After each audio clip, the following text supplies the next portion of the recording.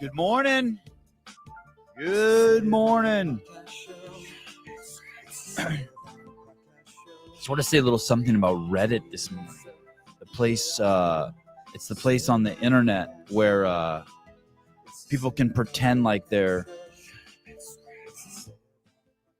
It's where you can go. It's where you're a disgustoid, but you can pretend like it's like some sort of valid place to learn how to fix your lawnmower or learn about which keys Command F does something on some software you want. But the truth is Reddit is nothing but a place of just gross debauchery, lies, cowards, Kamalites. It is a just because you go there and there's a thread on how to clean the dust out of your mouse so that it works again, doesn't mean that it is what it is. It's a pedophilia heaven with a disgusting just shit on it. If you yesterday there were rumors that there were some nude photos going around about some guy we were talking about, Luke Stoltman or something. And where's the first place you would go is Reddit. It is a pathetic. Anyone who spends time there or has it in their favorites or circles there, if you're not like, I give Andrew Hiller a pass because he does it for to make money. But if you're going there and you're not making money off the site, then I mean, I feel the same way about almost all social media. If you're not using it somehow to make money or to learn something, but Reddit is just an absolute place for disgustoids and losers. Reddit triggers 7. Must be some truth there. I'm just following this story with the Chicago Bears and Travis Bagent and Tyson Bagent and them reporting. Someone at Reddit reported something about Travis planting seeds of dissent around Caleb Williams. I know Travis very well. I've known him for 15 years. I could call him right now and he'd pick up the phone. I'm very close with him, and he is a man of outstanding character. He in all the time I've ever known him, he says so many wise things that have stuck with me. One of the ones that he used to always say all the time is, remember, always tell the truth. Always tell the truth. The truth will set you free. And the other thing that made him a very unique competitor is he would always compliment and really glorify anyone he was arm wrestling against. Glorify, glorify, glorify, glorify. Always talk about how great they are, how amazing they are. And I always respected that about him, because people would always think, oh, he's in this arrogant, pompous ass. But he may have been all of that. He may have been this arrogant, pompous ass, but he didn't put people down. He didn't put his competitors down. He would tell you he's the greatest, but he would always tell you how great his competitors were. And I've only heard him say the nicest things about Caleb Williams. He's always told me Caleb Williams is a once-in-a-generation quarterback. He says he's never seen a human being with more athleticism than Caleb. He's always talked just the most amazing things about Caleb Williams. What's up, Will? Hey, what's going on, man? Can you hear me? Yeah, cheers, buddy. Yeah, it's good to see you. Cheers. Good to see you. Hey,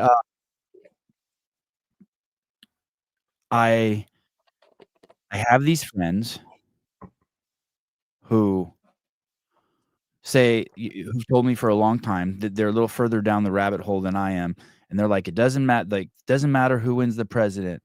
They're both establishment. They're both controlled. The same way if like you fall down the rabbit hole of World Economic Forum, you can see like they basically control the UK. They have the left and the right there, and Klaus Schwab has his thumb on both of them. But these people will tell me the same thing in the United States. They have the control of the right and the left, and it's just establishment. And you're a fucking idiot for following along with this World Wrestling Federation show. It's all. But when I saw Trump on Rogan, there were some interesting things that he slid in there. And one of the things that I heard him say, and I know I'm reading into it, was, I'm not Republican or Democrat. I wanted to run as a transformation party, but the system's rigged and I couldn't get in. And so I just came in as a fucking Republican. And I'm not buying it, man. I think he's really a disruptor. I think like, holy shit, I think we're there. We did it. I think we're about to see I think we're about to see some shit go down, dude. Yeah. But thoughts, and I'm open to being wrong. I know I want to believe that too. You know what I mean? I want to believe that someone will just get up there and be like, yeah, you can't chop the penises off of boys and can't chop the titties off of girls. It ain't cool. I think he's our guy. Yeah, I mean, he got in, and he got in against all odds. I mean, going back to 2016, he beat all the Republicans first. They didn't want him. Yeah. You know, so and then what he said on Rogan, I thought was kind of aligned with what I was thinking. Is like he got in there and he's like, oh my God, I actually made it. Like he didn't think he would actually win. And then he got in there and he didn't know the first thing. It was so different than the real estate, you know. Oh, you're talking about 2016 when he 2016. Okay. So that's when he brought in like the swamp, so to speak, after he said he was going to release it, because he was just like, I don't know, these people are all experts. I think now this is a different time around. He's bringing in some like swampy people, I suppose, that are just loyal to him. But it's the Department of the Doge, the Department of Government Efficiency. That's interesting, because how much waste. That's something that everyone knows. Everyone's like, I don't want to pay taxes because you know, where it goes is wasteful and things like that. Like people know that, and that can make a big difference. If we cut back on government waste, what that'll mean for our economy could be huge. But yeah, I'm with you. I'm kind of optimistic, but I don't know. That's just me wanting to believe it. The things that the American people aren't used to is, so you remember the famous moment in the debate with Hillary Clinton when she's like, you don't pay any taxes.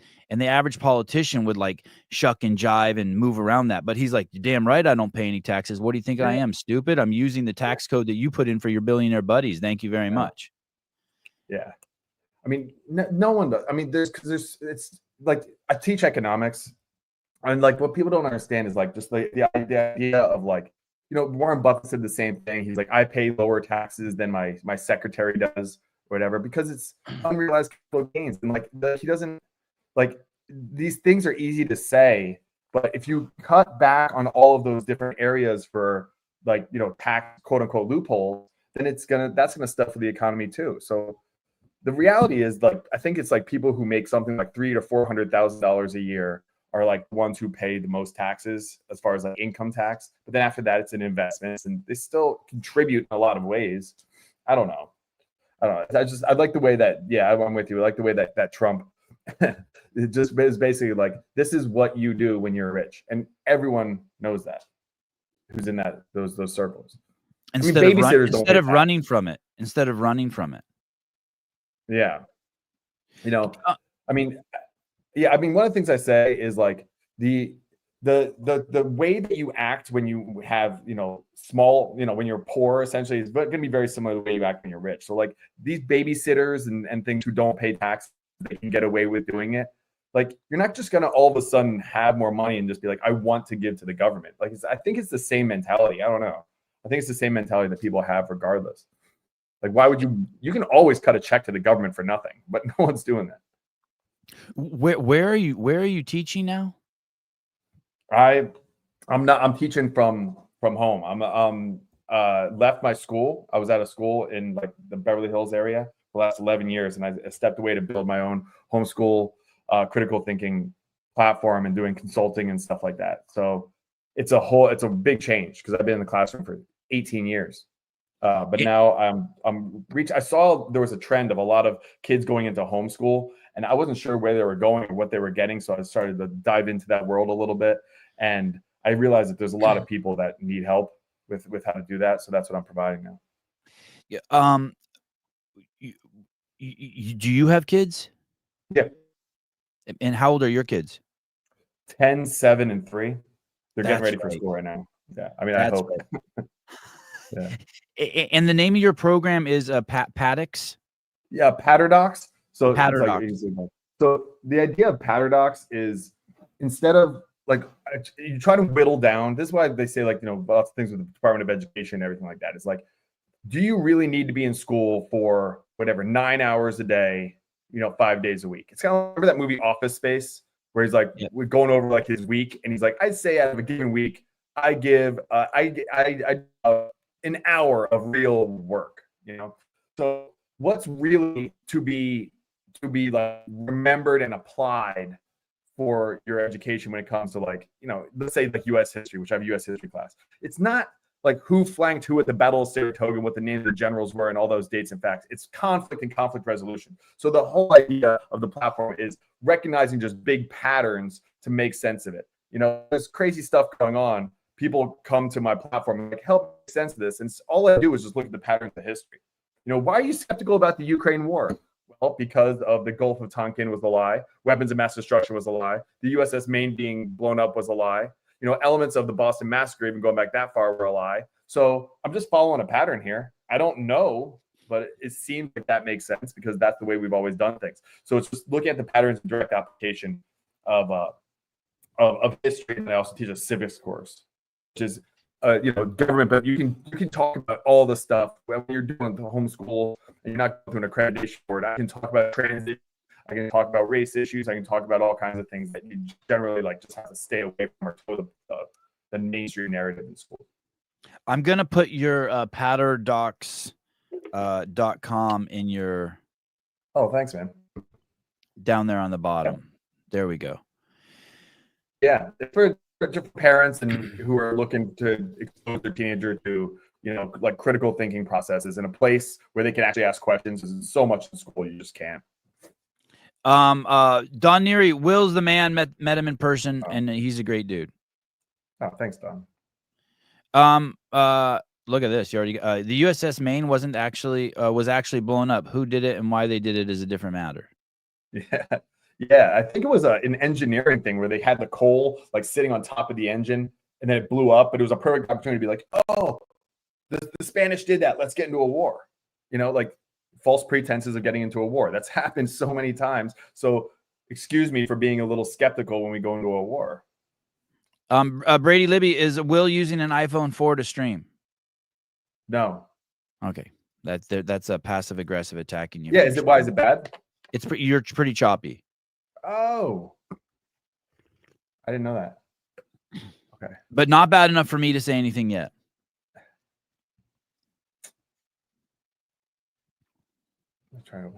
Oh, come on. Don't be mean to Will.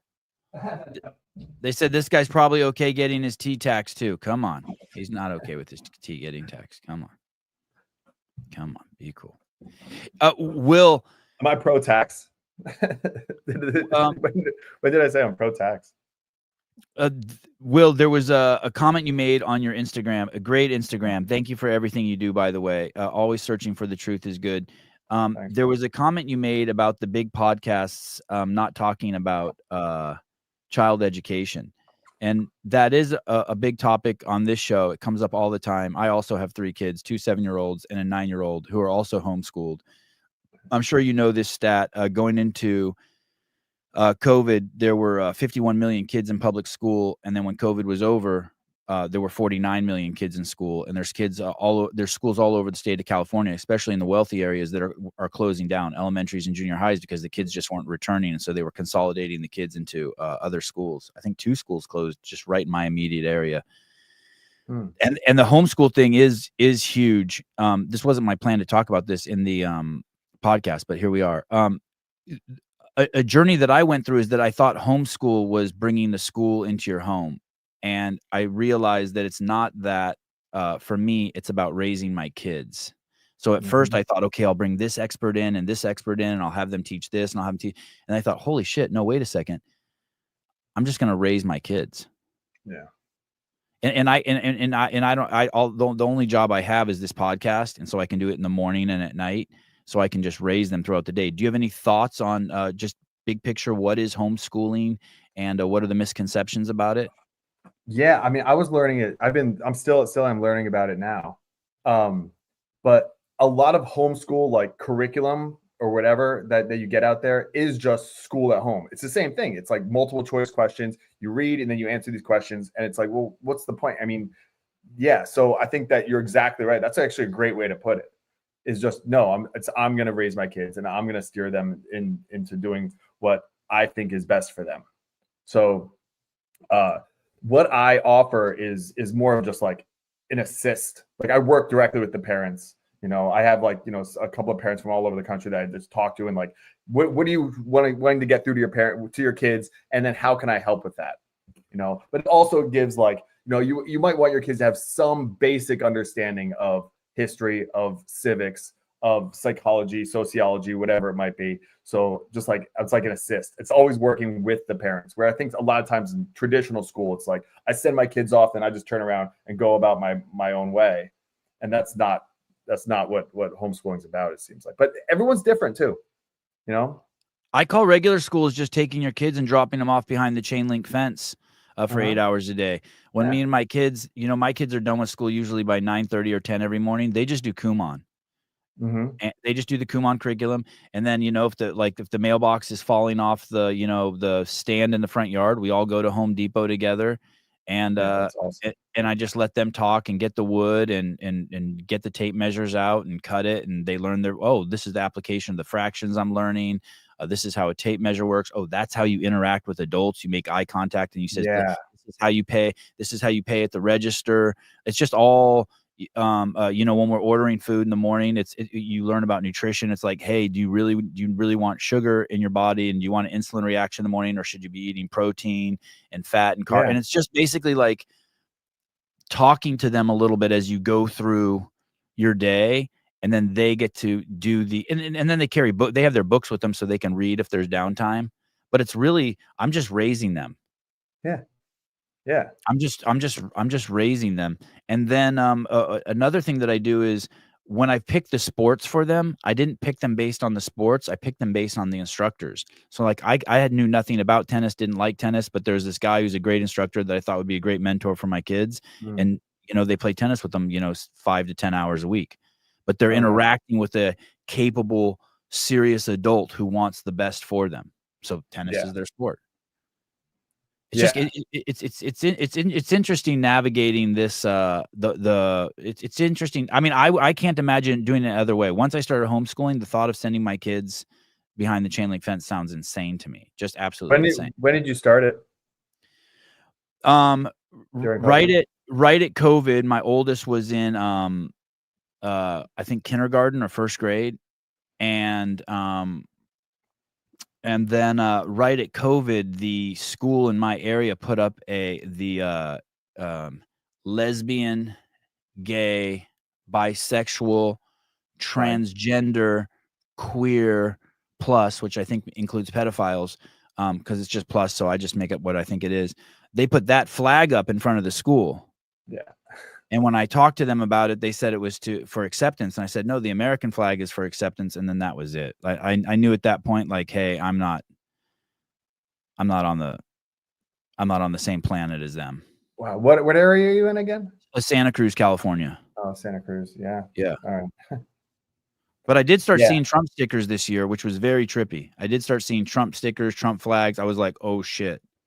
It's happening. I'm in LA. I saw the same thing, and I was like, "That's saying something." Like people with big Trump flags, like giant flags, hanging out their diesel truck. We're driving through LA. Yes, unapologetic. Yes, that's different. There's a clip you have that I want to play the beginning of this clip, and it's been I feel like I'm a little petty around the subject. Let me play a little bit of this clip, and then we'll talk about it. Okay. Better off today under Biden-Harris than you were 5 years ago under Trump? Hi, I'm Will Reusch, the teacher that gets you to critically think. This is something that I've heard over and over and over again during this campaign. Ben Shapiro just recently said it on the Barry Weiss podcast. For me, the question is, were you better off in 2019 or are you better off in 2024? Now, I think this is a great campaign question because it helps people recognize the very serious inflation crisis that we're in and how the cost of living has just gotten really difficult for a lot of Americans. So I heard that question a lot. And maybe I don't like this question because I have the financial resources, to put gas in my car without looking at the price, and I can buy avocados and I don't care how much they are. I have a little bit of financial stability. But I wanted people to come to Trump because of morals and values and not selfish reasons. Now, I'm glad, whatever it took to get him to win, I'm glad. But do you see the distinction there? Like, I want people to raise their hand and be like, wait a second. Why, like in California, this, once our kids turns 12, their medical records are partitioned off from us. I wanted people to come to Trump for that reason. not because the price of gas. Do you have any thoughts on that distinction between coming So to there because you have values as opposed to what's in it for me?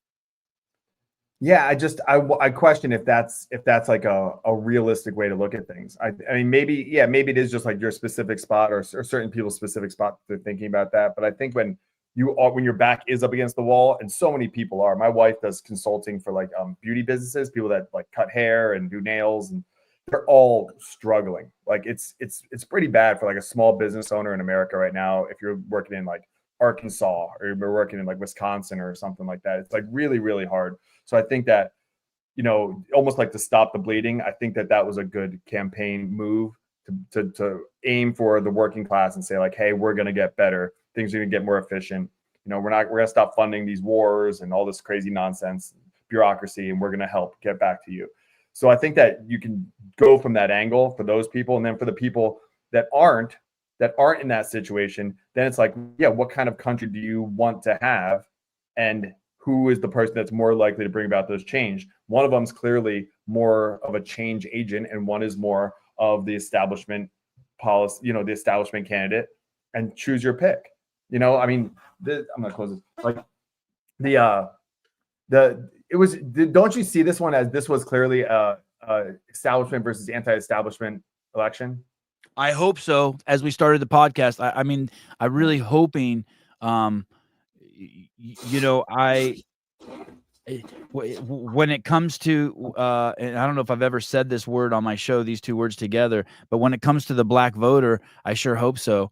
I sure hope people that looked at their skin and go, wow, I'm melanated. Holy shit. They've been leveraging and using me and keeping me on the plantation and afraid of my own getting freedom. And the same thing they've done with single moms. I hope in that way it is.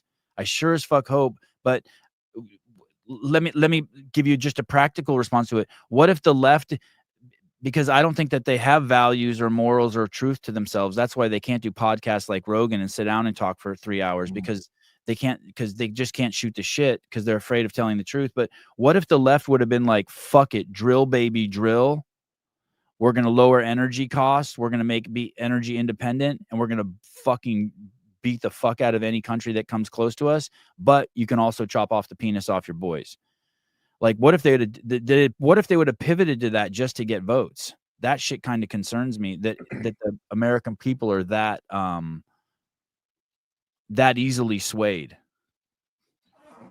Yeah, I mean, like, who picked up the libertarian votes? The people who are like, I want you to be able to marry whoever you want to do and chop off whatever you want to do after you're 18, but also, grow weed and have an AR-15. Like, I think more and more people are leaning toward libertarian ideas. And then when Ron Paul got on board saying that he would help out with Elon Musk and everything, I think that helps. I think the libertarians were going big for like RFK. And then when he got on board, I think that seems to be a growing faction. And the Democrats don't seem to lean into that group nearly enough about like smaller government, get out of my business.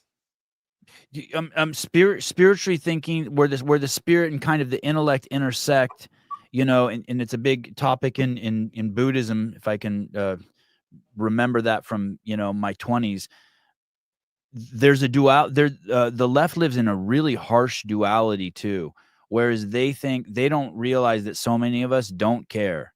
Like, we don't care if we're in the hot tub with the gay guys. We don't care, like, if gay guys hit on us. We don't care if we love going to drag shows at the theater and watching them perform, at the San Francisco Opera House. The fact that we don't want them in our school doesn't mean we hate them.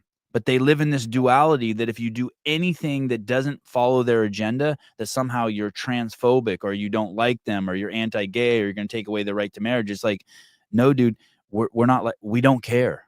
We're not living in that world of duality of whether you have to like them or hate them. And that goes to the libertarian thing you're saying. We just don't give a shit. Like, we want you to be happy. Find your own path. That's what America's about. Find your own path to your happiness. Yeah, have you heard that like theory of Pia Milani, who's like the economist? She's married to Eric Weinstein. Her theory of like how the Democrats became the party of identity. Go on. I think it's spot on. So up until the 1990s, like early 1990s, it was the Republicans were the party of the elite and the Democrats were the party of the working class. So all throughout the 80s, it's like the Democrats were advocating for the working class, better working conditions, better hours, blah, blah, blah. But then all the people that own the factories, essentially all the CEOs and all the administration and the higher ups, they were all like, well, I don't want to give better working conditions. So no, I'm going to vote for the Republicans who are, for, lower taxes and things like that. So Reagan, demolished in 84, then Bush won in 88, and then Bush almost won in 92. It's just Ross Perot was a disruptor. So the Democrats got in. They're like, look, we're getting our lunch eaten by all these big donors. So let's move essentially from being the party of the working class where you have to deliver things that could hurt the wealthy, and let's just become another corporate party, and we'll become the party of identity. So it's just, I see you melanated people, or I see you gay people, or I see you Puerto Ricans. Like, you don't have to deliver anything for the Puerto Ricans. You just say, like, isn't it terrible how that comedian made a joke? And then they go, oh, okay, well, I'm being recognized. And that's it. You don't have to deliver anything. But it really makes sense when you look at like what they say here. It's just acknowledging certain individuals of minority groups and not delivering anything, but they still get the corporate dollars. Raytheon, like with my class, just like last week, I was like, let's look up who Raytheon donates more to. And it's like 50-50 basically to the Republicans and the Democrats. So now both sides are selling missiles. Both sides are the party of the elite. And one party just says like, we got you. And then the other party is saying like, we got you to like the, working class white now with MAGA. But it's deliver. It's interesting that you paint that because, I was raised Democrat. I was raised that the Democrats were for the poor and that the Republicans were for the rich. And then at some point, as I started like sliding into libertarian mode, someone explained to me, no, the Democrats are the party of wanting to keep you poor, and the Republicans are the party of wanting to clear the pathway for people to get rich. And then I heard this recently. I don't know if it was Sowell who said it or Chad the plumber said it, but said something along the lines of, if you hate rich people, or you're actually hurting your dream. If you hate on rich people or you attack rich people, you're hating your destination. You're basically cutting off your dream. And I thought that was fascinating. But the Democrats that I know, even with Kamala getting 3 times the donations that Trump did, from his 300 million to her billion, they still think that the richest people in the world support Republicans. They still think the CIA, the FBI, all the intelligence agencies support Republicans. They missed the switch. Like they're still living as a 1980s Democrats, all the 60 plus crew that I know. Yeah. Yeah. You look at like RFK Jr., who's like clearly like a Democrat, like a classical liberal Democrat. And he's just like, I haven't changed. Bill Maher even says that, like, I haven't changed. But the thing you said about wealth, Adam Carolla had a great line. He's like, when I was a kid, if there was someone in your town that had a Rolls Royce, you say like, oh, that's, old man Jenkins. He worked really hard and he has a Rolls Royce. If you work hard, you can get one too. And now it's like, fuck that guy in his Rolls Royce. It's a totally different thing. And like when the AOC wears the dress, tax the rich, it's like, that's solely it should say penalize the rich, because it's like taxes. There's no connection that a lot of people have, like, oh, let's take from the rich and give to the most needy of society. That's kind of that's not really what it's about. It's about just hurting those who are the most successful, under this guise of, well, if you're going to be that rich, you can only get that rich in a zero-sum game that screws over other people. And I just don't think that that's necessarily true. I think that exists and we need to be watchful of that, but you can't paint all wealthy people under this blanket of they've all got it by some ill-begotten ways, and that's not the case. If do you encourage people to homeschool? I encourage people to do what's best for them. So it's like, it's kind of, I don't know. I kind of just, it's like a case by case basis, But you don't send your kids to school. The 2 older ones are up until 6th grade. We're doing it up until 6th grade, and then pulling them out. We're getting things in line. So it's like, learn how to read and learn how to do math. And then when it comes time to like what to read and how to apply the math, then we're pulling them out. We're just going to do like a lot of entrepreneurship stuff with them. Yeah, they are. They're in a Christian school. I'm a Jesus person. So like they're in a Christian school. that's like up the street, and they get 6 recesses throughout the day. It's actually a really unique school. I pulled them out of LA USD around the same time you probably did, like in early, like 2021 or something. They were masked at recess in like May of 2022 even, or something like that. Masked at recess, you know, socially distanced. And I was like, this is crazy. It wasn't a gay flag. It was like the COVID stuff. But they're at a really great school now. And it gives me time to do my thing and my wife to run her business and stuff like that. And then we have a little one. We have a 3-year-old who's not in school. But and when you say it's a really good school, you think it's protected from them pumping in woke ideology, talking to your kids about things that yeah, like, I mean, the trying to tell your kids really, Bigfoot is real. I mean, the recruiter is literally said, like, we don't do that woke stuff here. Like when we were Wow. looking at the school.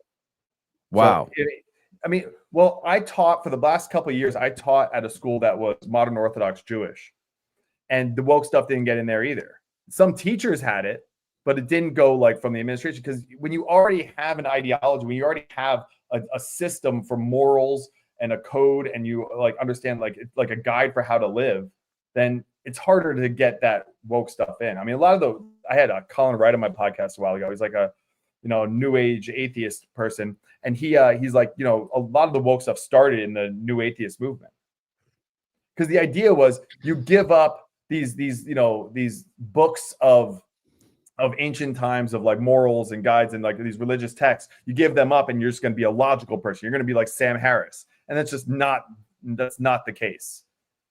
Like there's the meme of like, you give up religion, then you're gonna be reasonable, and then all of a sudden it's like men can get pregnant, like the train hitting the bus. Yeah, I'm a firm believer that everyone is religious, and basically that somewhere inside of us, I picture a little container that we all have, and you have to fill it with something as religion. And the people who say they're not religious, they're the ones to worry about the most, because then they've filled it with something, and they don't know what they filled it with. And those people are scary people. And Sam Harris is one of those people. What a complete nincompoop he is for falling for the COVID thing. That was got lost, right? Oh my goodness. Oh my god. I mean, and yeah, that was bizarre to see him go down. He chastised Rogan publicly. I saw. And that was who else completely lost their way is the Stoic guy, the Ryan Holiday guy. Yeah. Completely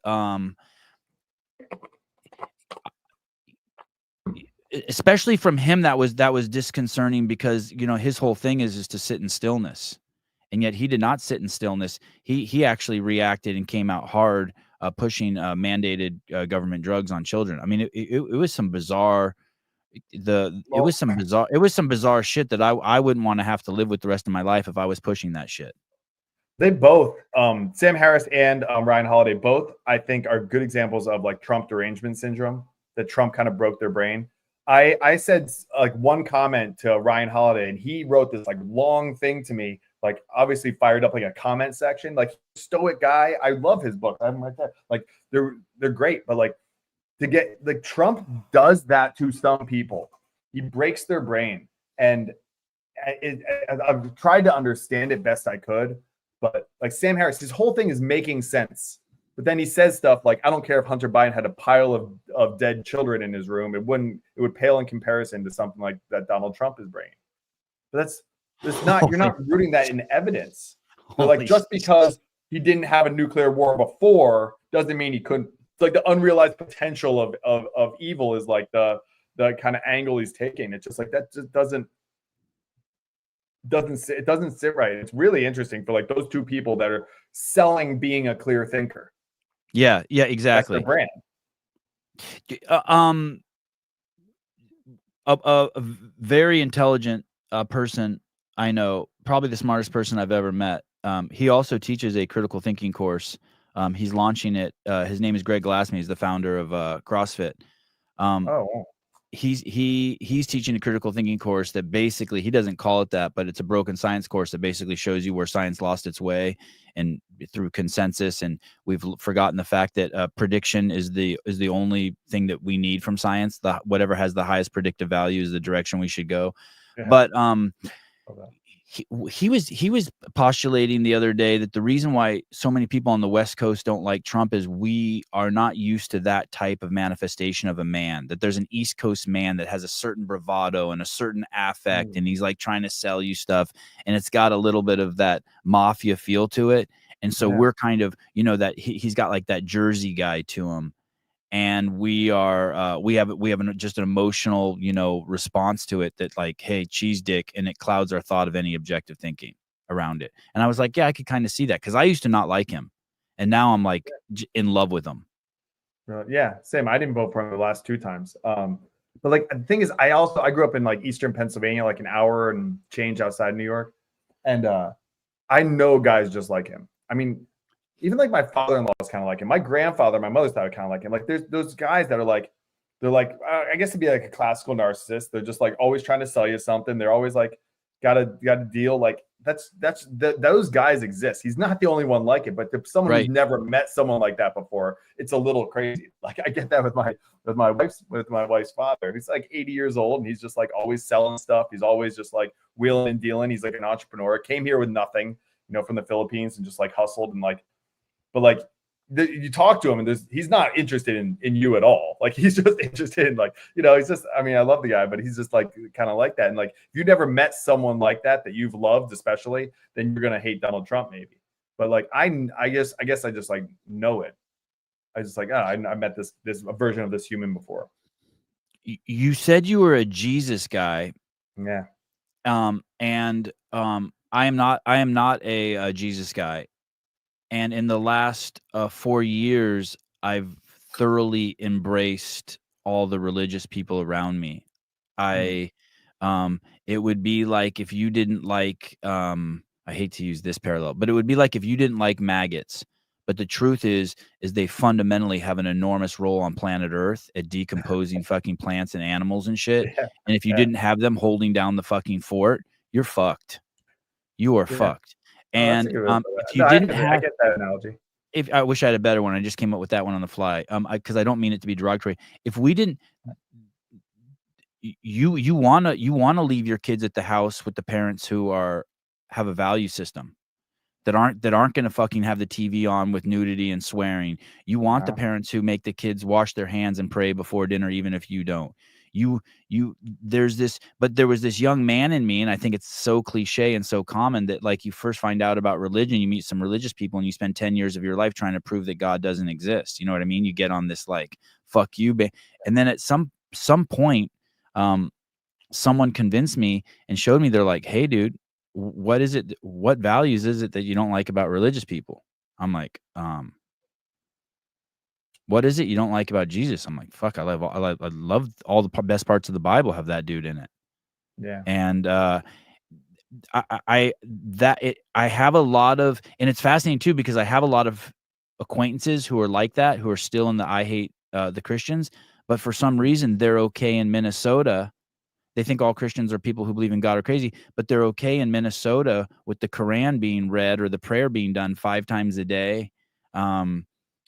You know, over the loudspeaker in downtown. You saw that got passed. They're allowed to do that, like in downtown Minneapolis, over the loudspeakers. The mosques are allowed to play the prayer, as loud as they want.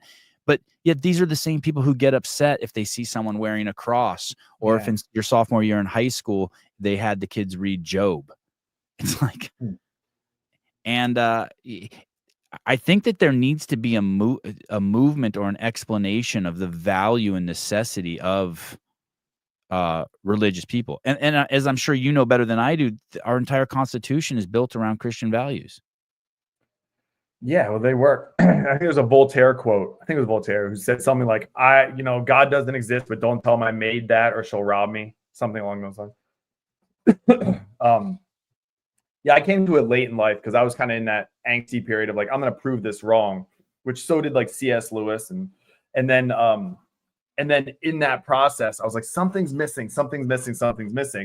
And then I was kind of running from it. And then when I turned towards it, my life just got way better in like quantifiable ways. And I think I realized that like you talk about that container. I love that John Haidt talks about that. I think that I realized that I'm going to build Who talks about that? Who talked about that? Jonathan Haidt, who read like wrote the Righteous Mind. Okay, I got to look that up. Okay, go on. Sorry. Okay, Yeah. so you were pushing against it, and then you I'm pretty sure turned to it. Yeah, I'm pretty sure it's John Haidt, but I think a lot of Peter Boghossian probably has too. Like a lot of like atheist scientists have. I'll try and send it to you. But Boghossian's great, isn't he? Yeah, I love him. He's a little wild, but the if something's gonna fill up my container, you know, I'm gonna belong to a cult of some kind. Okay, what cult am I? Then I should choose my cult wisely, because I realize that like I'm not gonna be able to like I'm not joining a cult. Like no, I'm probably gonna join one. I need a belief system. So which one am I gonna join? And the one that I was kind of raised Christian-ish.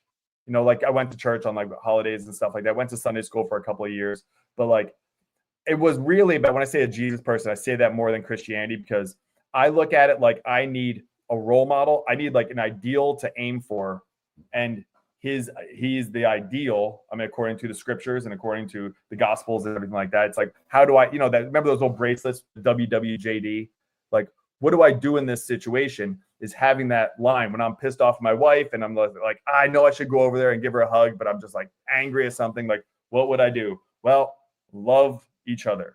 All right, I got to do that. Someone cuts me off in traffic. It just made me a better person, maybe a better husband, father, teacher, like citizen. So that has quantifiable ways in that. And then I love just diving into like the logistical stuff of it too. Like, all the apologetics people, like Stephen C. Meyer or John Lennox or all these people, even Jordan Peterson goes into some of that. Yeah, it's been really, really good for me. And the people that I brought to our church and adopted like a Christian life, their life is better. It's not that they don't have suffering. It's just that they have better tools to deal with suffering, I suppose. And that's been my paradigm. So that's why I'm behind it. I wasn't abused by the church. I wasn't like abused. I wasn't like hurt by church people like a lot of people have, but that's humans, or like when people say like, my sister-in-law, she's a Christian and she's terrible. It's like, maybe she would be way worse if she didn't have a Jesus in her life, like we don't know what it would be without it. So I've had that argument with people too. I'm like, hey man, I'm totally, the whole diddling kids thing is a complete deal breaker for me and on any front. I don't accept that. Maybe it's my shortcoming, but I have no acceptance or love for it. It's where I am 100% human being. I haven't transcended that. And people will be like, well, the church is just as bad. And my response to that always is like, yeah, but the church isn't trying to normalize it. They're terrified of it and they hide it. This other religion that I'm seeing on CNN and MSNBC, they're trying to normalize it. There's just no way. Yeah, it's human beings that are taking something that's beautiful and it's powerful though. Like religion is like, it's like guns, it's like wealth. You can do terrible things with those, but that doesn't inherently make them bad. Guns aren't bad in themselves, it's what they're used for. So the power of the church, when in the hands of someone who's a child predator, is really, really dangerous because people are so free and trusting. But you don't throw the baby out with the bathwater. You don't get rid of all guns. Like it's not going to work like that, because then it's the biggest, strongest, most violent people are going to control things. So we need to have the great equalizer. Like it's just putting it in the right hands. And I think the cure for Christianity that's bad, like abuse of kids, is just more Christianity, more essentially doing what Jesus would have you do. Jesus would never, condone, hurting children. So the cure for that is more. I do have questions about, I don't know as much about it, obviously, as Christianity, but like in Islam I don't know if the cure for bad Islam is like more of the belief, because it's the most extreme people that tend to, who follow it really literally, where if you follow Jesus's word literally, it's like, give up your possessions to the needy and just love everyone. I don't know how many people actually live that way. I want to touch on something you said about dealing with suffering. I covered the CrossFit Games this year. It's a competition to find the fittest man and woman on the planet, and it happened over in Texas. And one of the athletes on day one, right off the bat, drowned in the competition.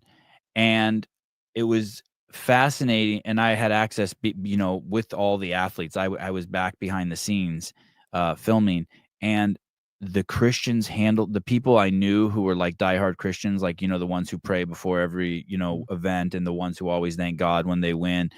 Those guys handled it. Those guys and gals, especially the men, handled it so different than everyone else. They had, like, one of the guys even said, well, I talked to Lazar before he died, you know, before he died a month ago. We were training together, and he told me he had accepted Jesus Christ as a savior. And it was fascinating to see the way these guys handled death so much more.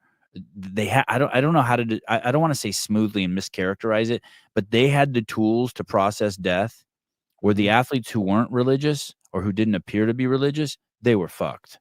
They pulled out of the competition. They got angry. They lashed out. They did some pretty wild shit. And they didn't have the mental landscape to process a death, and they became unhinged, and their you know, their week was ruined. And so you're right. As even as a tool, you could justify intellectually, if not, you know, spiritually or for salvation. Yeah. Yeah. I mean, you know, the Jewish populations like that got really close to, you know, they have like a system. When someone dies, they sit Shiva. Like, you just sit and you mourn and you cry for like whatever it is, 5 days or whatever. You draw the blinds, you just sit in darkness and cry. People come and they cook for you. You don't bathe. Like, you get it out of your system. You know, they knew about washing hands in the Old Testament before there was germ theory. Like, there's a lot of guides about how to live, but then there's like law, and you need to adhere to the law. And, you know, I'm sure you're like a similar way, where you probably think of laws as like a rough guide for how to be, not like strictly adhere to it. Yes. And so, you know, it's a red light and you're going to be late and there's no one coming. You just sit there at the red light. Like, no one's coming. You just go through the red light. And that's the way that you know, with Jesus, it's like, yeah, the law is a good guide, but here's actually like what the intent of the law is. So, yeah, I mean, I think overcoming death, that's obviously a big part of the story of the gospel, is the idea of overcoming death. You know, he who believes in Jesus will have, you know, everlasting life. I saw my grandma, who was like a big believer before I was, and she was like, you know, on her deathbed, she's like, my wife was crying, and she's like, oh, don't cry. I know where I'm going. It's fine. It's like, wow, like, give me some of that. Wow. You know? Yeah. Like, no fear, zero fear. And, you know, you can say, like, some of this might be also, some of the things I was studying, I was talking to my friend who's a doctor about this, is like placebo effect. Like, placebo effect is real. It's very real. And I was talking about just like, you know, you have anxiety. 100 people with anxiety, they told all 100, 50 of you are going to get a sugar pill starting tomorrow, your anxiety medication. All 100 anxiety came back. So like the placebo effect is so strong. Like, what it can do is so strong. And then I was talking to a friend of mine who's a pastor, and he's like, yeah, we just call that faith. So you really believe something, the power that can have over your entire life is really powerful. And you can say like, well, that's real, or you could say it's like you're fooling yourself, but it's hard to determine which one it is. Like, in the body, you take a pill that you believe will cure you, it might actually cure you, and in I think bigger ways than I ever knew, talking to some of these medical experts. I think it's undisputable that the story that you're telling yourself is not even directly connected. It's deeper than that. The story that you tell yourself is the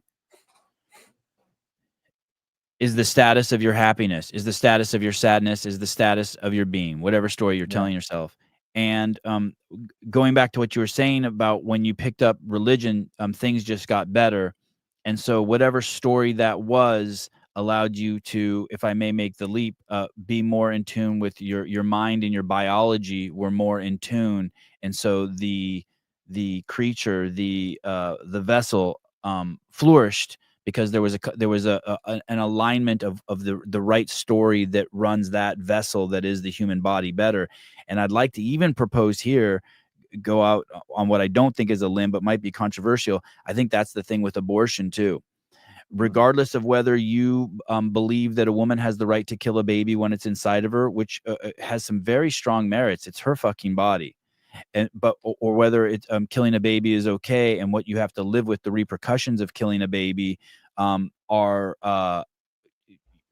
probably really bad for some people, right? And there's no honest, there's very few places there's honest conversation about it. But I don't think the biology of the unit that is a human being, I don't think that you can be a woman and be actively pro-choice and be a happy woman. And by that I mean I'm having trouble finding the exact words I want to use. Whatever it is that a woman is, it does not want to be arguing for the rights to kill a baby. It goes against, even if you can intellectualize it, you want to defend it, but I don't think that it aligns with the biology of the being. The biology of that being, when it's maximized, it's like having a parachute behind your Formula One car.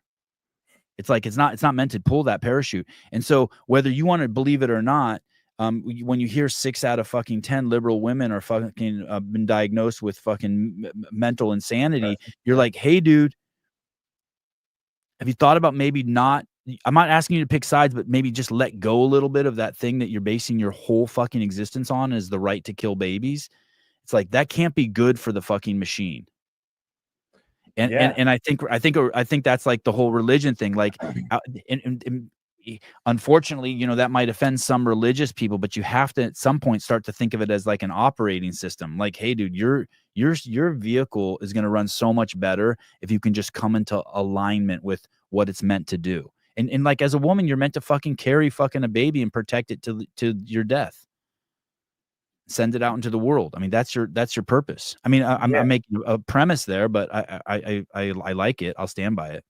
No, I teach this all the time. That's spot on. I think that it's you need to have a purpose. We recently moved like a couple months ago, and you're going through things, and you're like, all right, what is this? All right, this is a clip for papers. All right, I might need that, blah, blah, blah. And then I come to something, I don't know if I have something here that's like nonsense, but you grab something, you're like, I don't know what this is. So doesn't have a purpose. I'm going to chuck it. Like, the whole point, I mean, just biologically, is to, why are we here? Just from a biological standpoint, it's to procreate and to continue living. It's to continue to stay alive, which is often a struggle. So you need to struggle. And then to continue your genes. So for guys, it's to spread the seed, and for women, it's to have babies. So that's at the base lizard brain level. So yeah, going against that might have some repercussions in your life. Like, why are you here? And you could argue, I guess, that, well, I want to be able to provide the best life for my child, so I need to do family planning. So I'm in like a good financial place and stuff like that. I'm sure that there's, I don't know. It'd be interesting to see like the mental health repercussions of someone who's, in poverty, was in a tough situation, an abusive relationship, has an abortion, versus someone who's wealthy, who has, or has some comfort and just like doesn't want the inconvenience. I don't know. That'd be interesting, because there might be different reasons, but I don't know. Pat Lang, you're finding trouble saying this because you're not a woman. Listen, you fucking ding dong. That's not true at all. Listen, I'm having trouble because I'm 52 and it's early in the morning. It's I want to use the word species. No, it's creature, vessel. There's a word I'm thinking of that, but you're fucking wrong, dude. Listen, it has nothing to do about being with a woman and a man. I'm gonna tell you something, Pat, about me. I was inside of a woman. Some dude busted a nut in a chick, and I grew inside of a woman, and she birthed me, and I came out through the vagina. And I spent 9 months in there, dude. I have just as much right to fucking talk about that as any woman. And I'm as pro-choice as you can fucking get. But I will also tell you this: to have any hatred or dislike for someone who's pro-life is fucking crazy. Those people should be supported. Those people are on a mission to save babies' lives, and that's a really fucking respected position. That's a really, if you're against baby killing, like and then for some reason you're a human being and you can't get your head wrapped around someone who's against baby killing, then you're fucked. It has nothing to do with the fact I'm a woman or not. You stop it. Yeah, I've done a bunch of podcasts on abortion. I've had 2 abortion doctors on. Like, I got them both to admit that it's not the ideal. Like, there's no situation where having an abortion is the ideal situation. There's, it's missing the bullseye, which, as you probably know, like that's where the word sin comes from, is missing the bullseye, missing the mark. Oh, I didn't know that. Yeah, isn't that dope? So like, Yeah. The term sin is like things like hatsa or something in Hebrew. It's to miss the bullseye. And again, like that's why, like as a Jesus person, I'm like, Jesus is the bullseye. So I'm not going to be able to live like him. Okay, nor would I want to, but I kind of want to, but I don't want the end part, But it's at least it's at least an aim. So you get off the path, you have back to that. So an abortion, in no way could you say, and the people like celebrating abortions, I'm happy I got my abortion. Like, no, it's the ideal is you bring a baby into the world in a stable, full of resource situation with a mom and dad who love it and will care for it. Like that's the ideal. So aim for that. But once you recognize that something's not the bullseye, then you can kind of scale that back to like, well, how far from the bullseye is it? And then we can judge whether it's right or wrong based on how far it is from what would the ideal would be. Fuck, you know some stuff. Thoughts on the Department of Education going away? U.S. Department of Education. Okay, yeah. Oh, glad to talk about this. I'm going to be doing some podcasts on this one too. So like, a lot of the school system is from the states, but there are mandates that are from the federal government. We had No Child Left Behind. There's some Common Core stuff, but I don't think that the Department of Education is as involved as a lot of people think. I think that the unions, like the NEA, they're probably like a bigger, like, fish to fry, so to speak. Like that's a tougher one because they're really, really impactful, and they were the ones who shut down schools for COVID and everything like that. I think that we need to recognize that we have like specific areas of the the Department of Education for like literacy, and then you look at the statistics of how bad that's going. I think it's a real problem. Like if we want to change, it's so hard to change something that people don't want. You want to spend time with your kids, so it's very different than. I mean, when I taught like East LA, parent-teacher conference night was a very lonely night of the week for me. Just no one. They just didn't. Whether they were busy, they didn't care. I don't know, but they weren't involved in the kid's life. And I think that this is a cultural thing, the problems with education.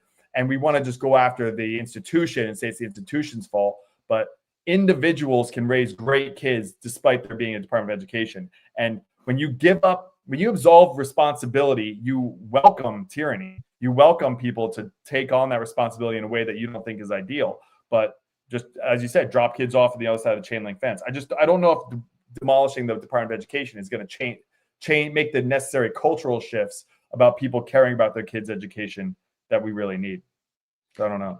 You great points. The one thing that you did mention, I think, in the statistics or the data behind it is the true I mean, the Department of Education has been around a long time, but the true kind of solidification of it as its own department was, I think, in 79 or 80 under Carter. It was under Carter, so I think 79.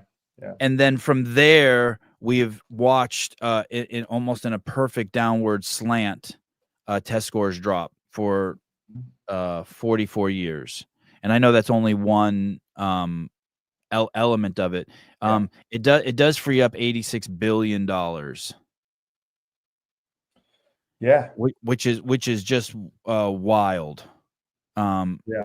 Since they don't actually do any teaching out of there. So you'd like to see, if the federal government were to be involved, it would be on some level of like, hey, you have to offer calculus up to every student in the United States, and they have to be brought up to a certain diagramming sentences, the reading and English level of diagramming sentences, and then that's it. That's the only mandate we're going to put on you, like some sort of core. No, I'm not even for that. No. Okay. I don't know exactly. I'd have to like break down exactly like more of what they're doing, and then you can do efficiency and kind of pick and choose through there. But no, I don't think that like all schools should be college prep. I don't think that all kids should know, algebra necessarily. Like our brains are so different. So no, I don't agree with that. And I also don't agree that there should be a lot of parts of Common Core or this is the way that you teach math. I can get the right answer this way. It's like, no, you have to do it this way. That all that stuff I think is where the problem lies. But where I think the Department of Education might be good would be things like funding for kids with special needs. If there isn't enough money, those kids can be really expensive. They need a lot of help, but it doesn't, neurodivergent kids who have, but they don't call Asperger's anymore, but some level like on the spectrum, they could be really brilliant, but they have, all kinds of like impulse control, or they have, dyslexia or auditory processing. They need someone to sit down with them and go over it. I'm colorblind, like red-green colorblind. So the way I explain it to my students is like, I put up these colorblind tests and I put numbers. I said, like, these were the numbers in these colorblind tests, and it was a math test. I would fail the math test, not because I don't know math, but because my eyes don't register these colors. So if you're dyslexic, but you're brilliant, you need to have some sort of aid there to walk through what these letters are actually saying so we can get access to your brilliance. And the funding for that might need to come from the federal government. So that's the stuff that I would be more concerned about. Not that every kid, I don't like that every kid needs to fit into a certain box. It's actually the opposite. I think that we need certain resources for kids that don't fit into the box. And I worry about if they don't have people in their community stepping up to provide those resources. Trump has used this line a couple of times, and I'm a little nervous about how well it resonates with me. It can't get worse. Oh, meaning that's his justification for getting rid of the U.S. Department of Education. But I do believe that, like let's just take this. It's kind of like the elimination diet, like you have some eczema somewhere and you're like, okay, I'm going to fast for 2 days and then I'm only going to add steak and let's see what happens to the eczema. Okay. It went away. Let me add, and then you add things. I almost feel like that's what they're going for with the U.S. government, the elimination diet. You get, and I'm sadistically excited for it. Yeah, I mean, Elon Musk talks about being a first principles thinker all the time. You take it down to its bare bones, and then you add what's necessary. And I think I think there's 450 bureaucratic agencies. So like you do the math, and it's almost like 2 per year since America has been established. Oh yeah, I saw that on your Instagram account. That is crazy. That is nuts, dude. It's like so. But I get why, I work for the government. I work for public schools. Like, it's cushy. The benefits are great. I get it. But again, is it what's best? Is it what this country needs, especially during a time where we're falling behind in many important areas. You look at what China's doing. Like, I have friends in the military. They're like, dude, China's military is hardcore. They're in shape. They're disciplined. It's hard to get guys now to join the army and who can do 5 pull-ups. How many 18-year-olds can go out and do 10 pull-ups? I don't know what the percent. I mean, it might be 1%, which is crazy. Young fit body. These things I don't know if you saw the interview. What's the guy's name? Peter Hegseth, the guy who's been named the defense secretary. He basically, it's being twisted, but basically what he said is that he doesn't think women should be get any. There shouldn't be any change to the test. If you're not qualified, you're not qualified. And he also believes that they shouldn't be in combat positions. It was funny. I was talking to my wife about that the other day. And at first she's like, I don't know if I agree with that. But do you have any thoughts on that? Because the one that finally I pushed my wife over the edge with it was, hey, do you know what happens when they capture women? And she's like, oh, shit. And I was like, yeah, it's real bad. Yeah. I think that the closer we get to a meritocracy, the better. So the idea of like, men have to carry this weight and women a smaller weight. Well, this is involved in the woke stuff in so many areas. Like, we've really made a disconnection. And I think this starts in school between like the qualifications and the actual job. Like, you would never hire a lifeguard who's like not a great swimmer, because it's so obvious that like that. But we're doing this with so many areas where we say like, oh, because you are from a minority group or you're from a disadvantaged background or something, we're going to lower the standards for you to get in this position. But that's going to have ripple effects across society with people who aren't equipped to be in that position, because maybe that position actually matters. Maybe it means something. Maybe the whole point of PT in the military isn't just to like show how many push-ups you can do, but but because if someone's underneath a brick wall and you need to lift it, are you able to do that? If you need to put someone over your shoulder and run them out, like there's reasons why you're doing this. And I think that's the disconnect.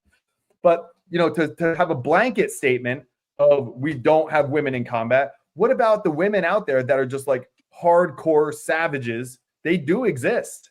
And they might be small enough to like, you know, burrow into tunnels and stuff like that and cap dudes in the head.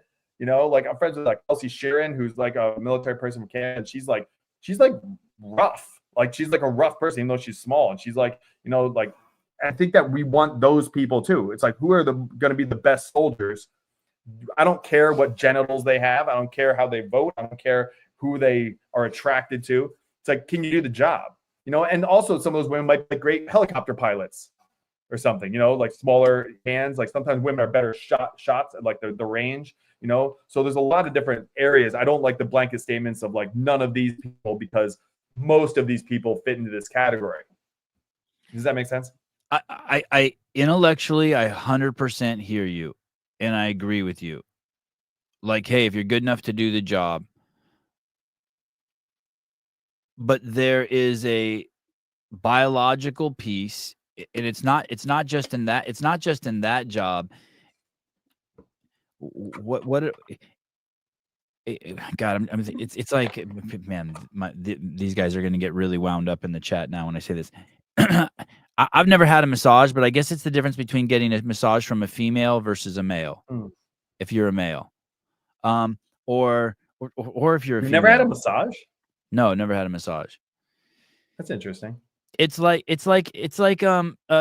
used to do MDMA with therapists, right? Back in the 80s when it was legal. I can't imagine doing MDMA with a female therapist. Just me personally. Oh, and I just think of the biology of putting women in a situation in like the barracks and stuff. Yeah, just all of it.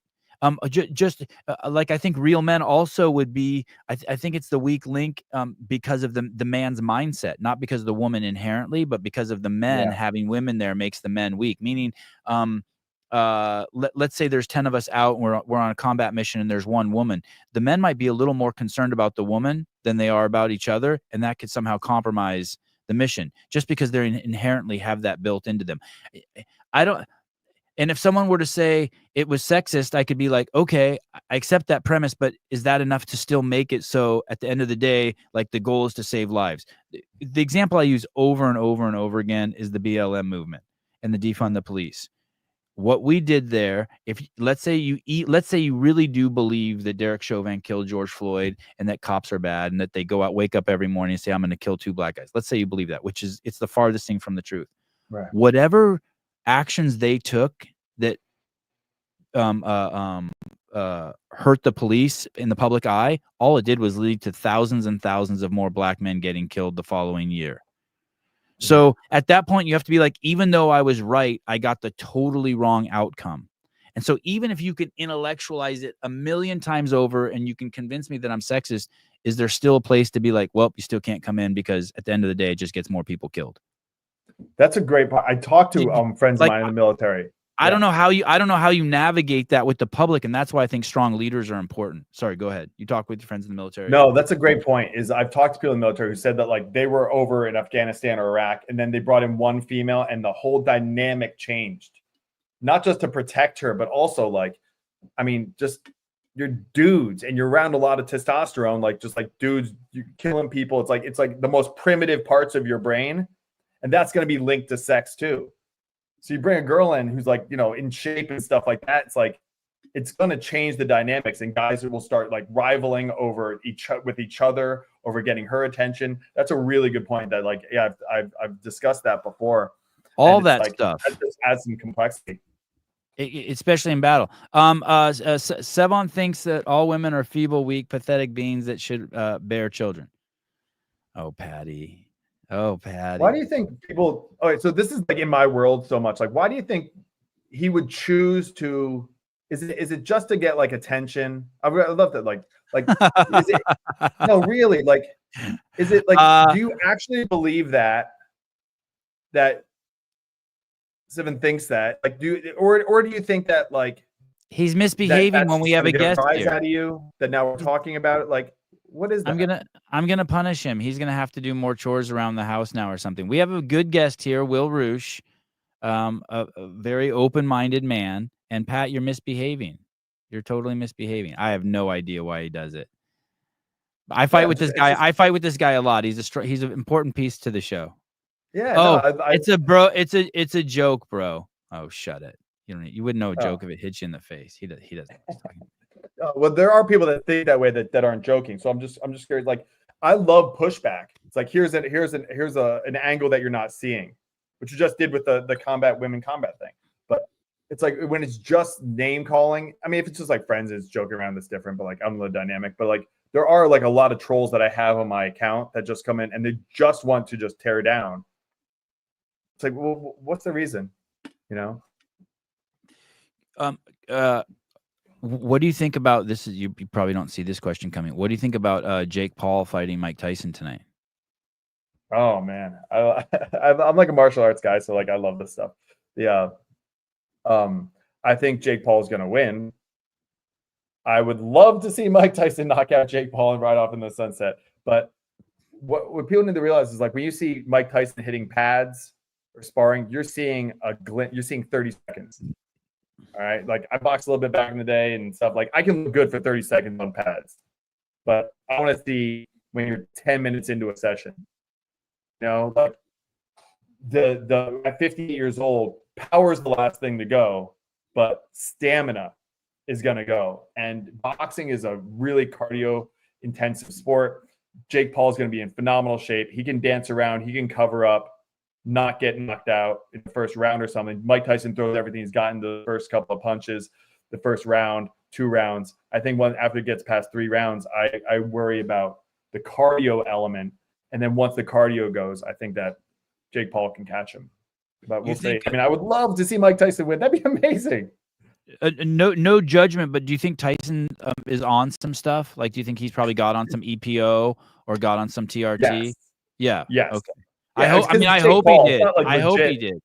Of course. No, I think he's on everything, but that can only take you so far. If he was 48 and on everything, I think that's different. But 58 is getting up there. And I don't know. And Jake Paul is probably on gear too. Did you see the press conference when Jake Paul accidentally stepped on his toe and Tyson slapped him? Oh, is that why? I saw the slap. I didn't notice because he stepped on his toe. This morning, I saw a wide angle shot on it, and he was like crawling up to Mike. And when he stood up, he stepped on his toe, and Mike jumped back and slapped him. I'm here for it, but I just don't. I think Jake Paul is a decent boxer, and he's preparing for this, and he's strong. And I think the best way to judge it is Mike Tyson versus Roy Jones Jr. that happened, like 2 years ago or something? Yeah. And I mean, they're both older. I didn't think that it was like super impressive of Tyson then. It was fine. But I wasn't like, whoa, that's the old Tyson. And fuck, dude, he was hospitalized just a few months ago with an ulcer. Yeah, his body's been through a lot. Yeah. He moves trippy. And then what do you think about you think John Jones is just going to destroy Stipe? No, I don't think he'll just destroy him. I mean, he might. It's hard to say, but like Stipe, I bet on Francis Ngannou when they fought the first time. I bet pretty big. I was like, oh, Francis Ngannou is going to just run through. I've underestimated Stipe Miocic his entire career.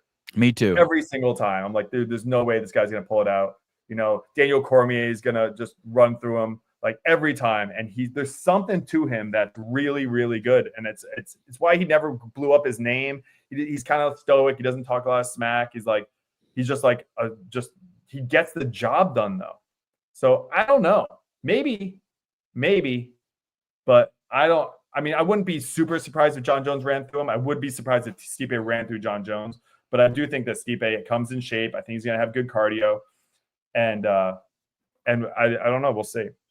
I think, unfortunately, I think Stipe, Luke Rockhold, and Paul Craig all have a glass jaw. I think Stipe does. Yeah. When has he been knocked out though? Stefan Struve and Francis. That's it. Those are the only two. I think. I just don't trust. Maybe Cormier too. I just don't trust his. I don't trust his. He's one of those people like he gets hit in the head, and I just you know, like that Luke Rockhold effect. Like you're like, man, he's the greatest, and oh shit, he got punched. Or oh yeah, Chuck Liddell was a big one too. He had a glass jaw and then nothing. Oh, it went away. Yeah. I didn't watch UFC. Hey, what do you think about Bo Nichols and Paul Craig? I really want Bo Nichols to win, but one of my friends is telling me he thinks Paul Craig is going to win. Oh, like strangle him? I don't know. So Bo Nichols, he's from Penn State. He went to the same college I did. You wrestled at Penn State, and I have a good friend, Renee Souza, who's a jiu-jitsu black belt who trains with Bo Nichols all the time. Like his jiu-jitsu is getting better. A good wrestler in mixed martial arts is going to tend to do better than a good jiu-jitsu person because you can just stay out of some trouble and drop punches. I don't know. I would go. Paul Craig looks tough. I mean, he looks lean. Tough. I would go with Bo Nichols just because I think that to be at that level of wrestler in the wrestling room and stuff like that, I think he's super mentally strong. And I want to get on the hype train. I don't know what the odds are on that fight, though. I can't root for a rapist. Tyson is a bad dude. All right. Fair enough. Yeah, I'm sure Jake Paul has had his moments. Pat, did you like Kobe Bryant? Okay. I'll leave Kobe alone. Kobe gets people really riled up. Oh, Kobe. Yeah. Isn't that funny? We hold the double standard that we hold for the athletes we like versus the ones we don't. Same thing with politics, right? Like, it's fine that Trump said that about women, but it's terrible that Bill Clinton said that about women or did stuff, you know. Did you ever read the Ken Starr report? Probably read through it a while back about all of the shenanigans with Juanita Broderick and everything. I just read I just read it for the first time maybe a month ago. And it's the 11-hour interview he did with Monica Lewinsky. And dude, it is crazy the details they get into. Like they hooked up 10 times. 9 times she blew him. Only twice did he ejaculate. She talks about why he wouldn't ejaculate. He didn't feel like they were intimate enough. I mean, he talks about where they would go. He would have to lean against the wall with one hand up because his back hurt. I mean, it's crazy the details it goes into. It's like I wish I would have found it when I was like 15 years old. You know what I mean? I would have fucking loved it. Yeah, that was a wild reality. That was like the start of like reality show in the White House. Hey, you know? There's another example. I think she's 22 years old. I think it's totally fucking inappropriate. To me, she might as well have been 17. I think it's going back to should women be in the military? I think it's fucking completely inappropriate. I don't know how old he was at the time. Let's say 50 or 60. Yeah. To be fucking hooking up with the 22-year-old intern, even if he was single. I think it's. I thought she was younger than that. Was she 22? I think she was 20. I think she was 22. I know. I wanted her to be like 17 too. Fuck Bill. But no, I thought she was like 20. But yeah. But either way, it's wildly inappropriate. It's in the Oval Office to be. She ate his ass once, so I'll use that to have a 22-year-old be eating your ass in the Oval Office. It's like. Dude, I love these conversations. I gotta take my boys to two of my boys to the doctor's office. They got to get blood drawn because they're one of them has a peanut allergy. He's a nerd. Make sure they don't inject them with anything. Don't let them inject them with anything. Okay. All right. No, they're not getting it. All right. Thanks for coming on, dude. You the man. Hey, anytime, Will. I love having you on. I love shooting the shit with you, dude. All right. Yeah, I love this too. Yeah, let's do it again. Thanks, all right. Guys. Thank you. Ciao. Bye. All right. You think he really had to take his son, or the ass eating got him? I jumped up to ass eating too fast. I gotta go. I gotta go. I gotta go.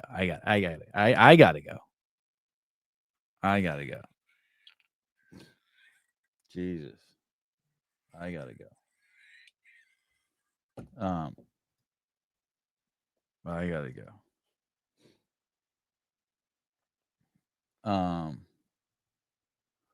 Let me see what's going on here.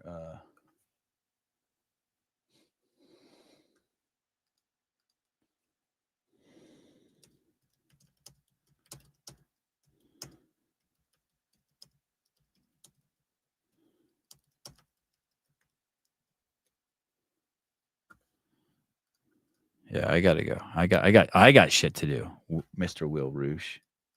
It's a great Instagram account. He's a very thoughtful man. Oh.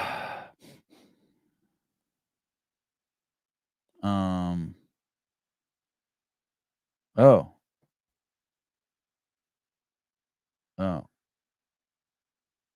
Wow, what is that? Oh. God, so much exciting stuff happening.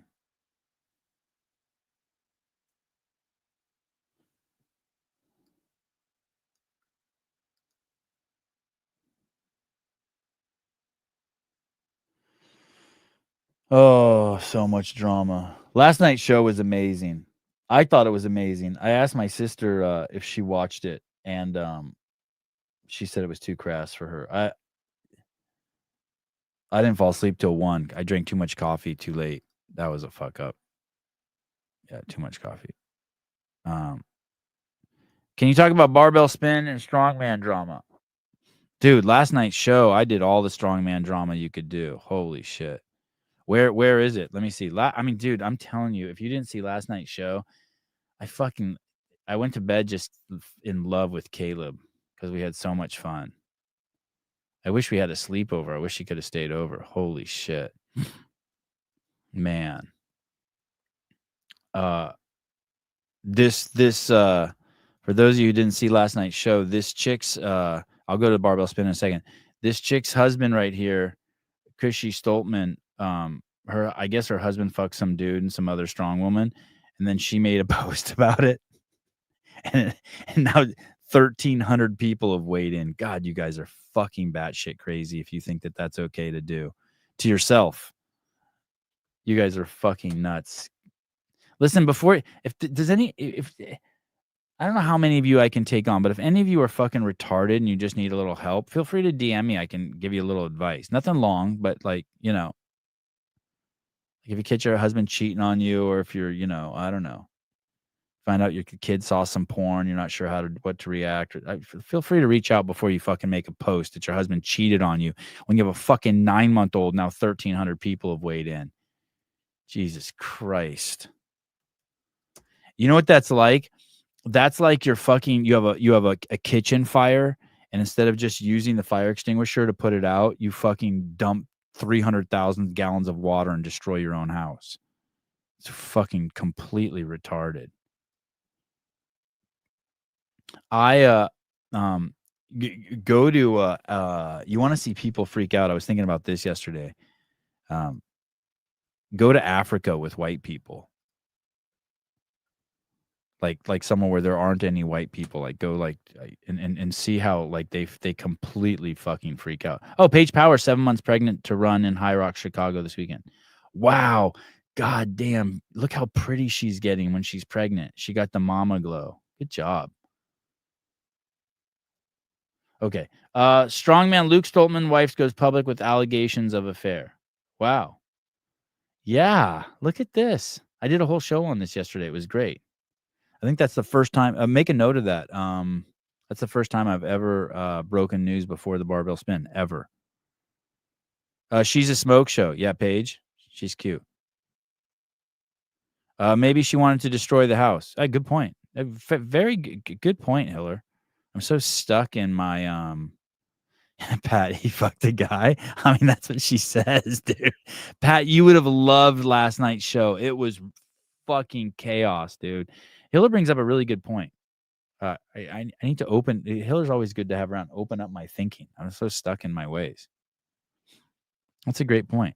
I came with the presupposition that it's a bad idea to destroy the house, and I was. Who am I to do that? That's very valid. I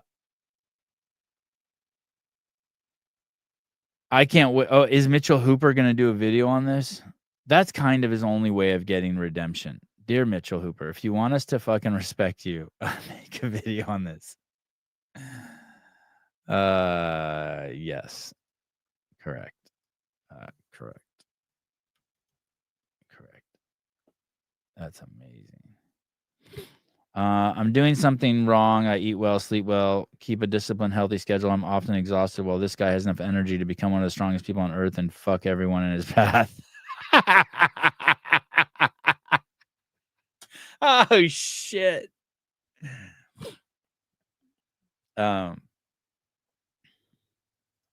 Wow. Someone wrote, and we care about this. Maybe just stick to posting CrossFit stuff and leave people's private issues alone.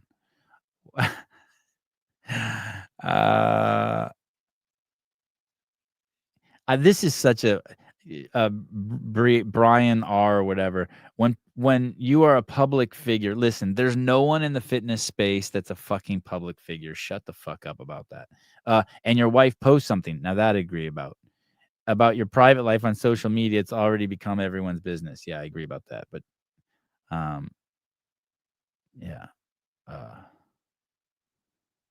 Talking about sex and fucking, and especially when it's dudes and girls, is fun. Funny how Peacock's commentary is limited, but Luke's is not. Oh, he's deleting comment. Oh. World's strongest buy. Fair. That's fair. Can I still wear a Stoltzman hat I bought at Rogue? Oh, yeah. With pride. Pride. With pride now. Listen, if your husband goes both, so if you're married to a man, there's a chance he's cheating on you because he's a man. If he goes both ways, the chances of him cheating on you, like if you're gay dudes, like the exponentially skyrockets. But if he's on testosterone and he goes both ways, I mean, dude, there's no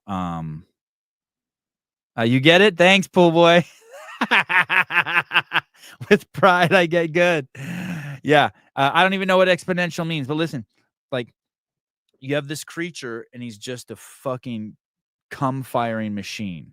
It's known as man. Then you add the fact that you don't have to jump through the hoops to fire a load on someone, meaning a woman, because you got to jump through all the hoops, right, to get a woman. And you find another man who's willing to fire loads on each other. You break that boundary and go into now. There's no saying what a man can do, but you increase his testosterone level times 10, dude. It's straight. Pat Lang, this is why I'm not taking roids. I don't want to start fucking dudes. I don't know if that's interesting. I never even went there, but that's probably true too. If you're on roids, you're probably more susceptible to crossing the line. I know this dude who was juiced up who used to get blowjobs from trannies. He'd be like, dude, I've turned into a complete disgusting human. I'm like, why do you say that? They're like, I get blowjobs from trannies. I was like, wow. Why is this even news? I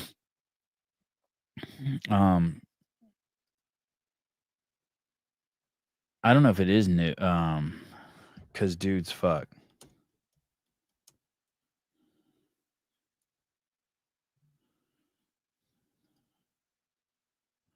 Spill the tea, baby. So now we're going to get the gossip from the barbell spin. Is it gossip? Hold up. Did she say, and men? Diabolical. Yikes. Kind of assume this kind of stuff is rampant with CrossFit community. I have no info, but a little shocked on this turn of events. Yep.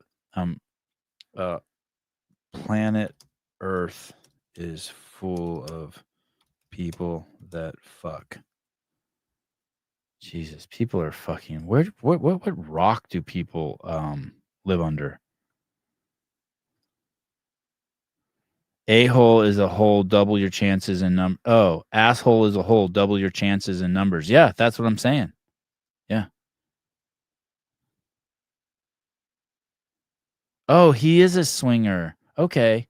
See, I knew it was unfair the way if he's a swinger, that's what I was postulating yesterday on the show. If him and his wife are swingers, and basically he fucked once with another girl and guy when his wife wasn't there.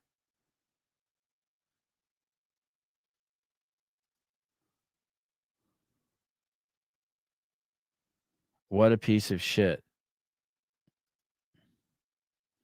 She thinks Luke Stoltman's a piece of shit. Whoa, what is that thing under her arm right there? Oh. Oh, shit. She has a trauma tattoo. What is this? Love the plot more than the outcome. Oh, no. Oh, shit. I'm gonna respond to her I'm gonna respond to her with that. Love the plot more than the outcome. Chill. Love the plot more than the outcome. Where's her post?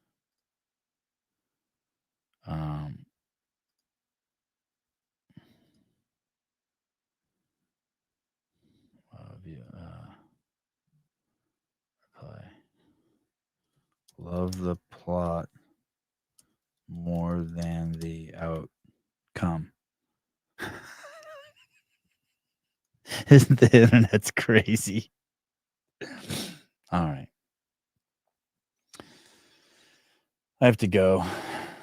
I want to hang out for another 90 minutes, but I got to go.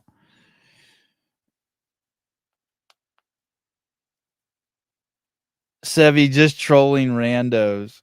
I mean, it's just like a place to work on your material, right? Try to be funny. Standy Randy, Hiller has said in the past he would stay with Lexus if she was a tranny, and he sticks his dick in peanut butter. Yum. I can't see Hiller blowing dudes, but in a pinch, I could see him taking a blowjob from a dude, but definitely not. He's not blowing any dudes. That's for sure. Stoltman's wife is pretty dang fine too. Yeah, Colombian. She looks like a sweet Colombian piece of ass. Milk Peacock looks good now for a dude, but one day she comes off the test and slows down lifting. I doubt she's very aesthetically pleasing. Dude, how do you even know what Mel Peacock looks like? I mean, seriously. If I hooked up with Mel Peacock, I would chalk it up as to dabbling on the other side. Like, hey, I'm getting really close to fucking you know, tagging some butthole. All right.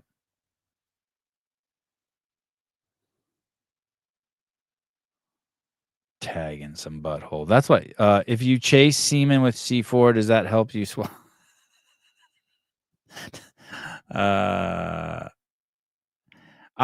I love how little men hate any muscle on women. I love how little men shut the fuck up. God, you're out of your fucking mind. If I wasn't married, I would fucking pound Peacock all. You guys. How long have you been watching the show? Seema was doing this last night too, and where you just jump to conclusions. Just because I'm saying it's a dude, it's like what I did to Hiller earlier. I made the presupposition that maybe she did want to destroy the house. Listen, I would love to, in my younger years, fucking try to carry Miss Peacock around the fucking kitchen a little bit. Chalk one up to the old, dabble in a little homosexuality with the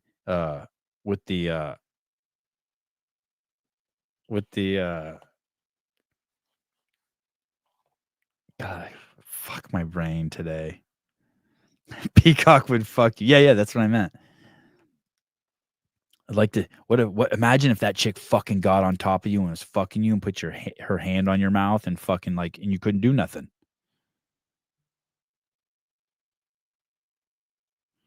My wife was watching this show a couple years ago, and it was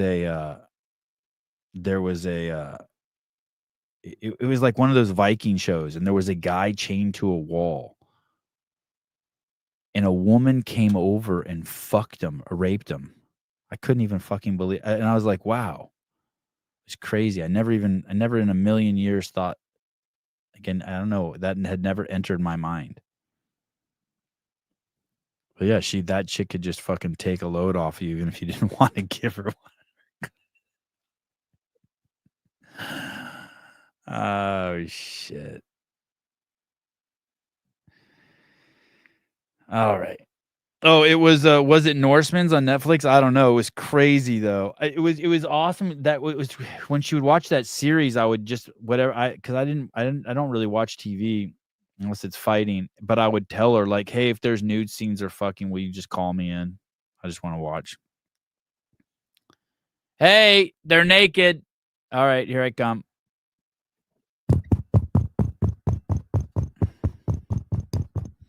Oh, that is disgusting.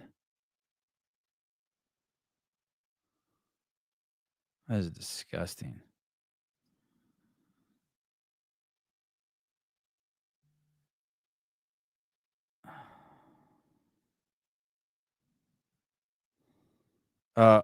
We are in the attracting advertisers segment of the show. Holy balls. They haven't given me any money yet, but maybe someday. All right. These are really good. I just got some more. They have new packaging. God damn, it smells so good too. It reminds me of my youth. All right. Tonight I'm gonna do a Tyson watch party show. I gotta make sure this TV in here has Netflix. I don't even know if it does. I think my nephew's gonna come on tonight, and Avi with me too. Hopefully Caleb. So it should be cool. All right. Thank you once again to Two Brain Business for supporting the affiliate video contest. It is the greatest thing that happened to the community this year. All on the Sevon podcast. I say that with zero humility and all peace and love.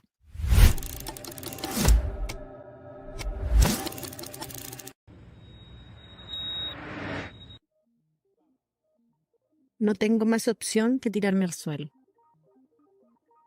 Lo he dado todo.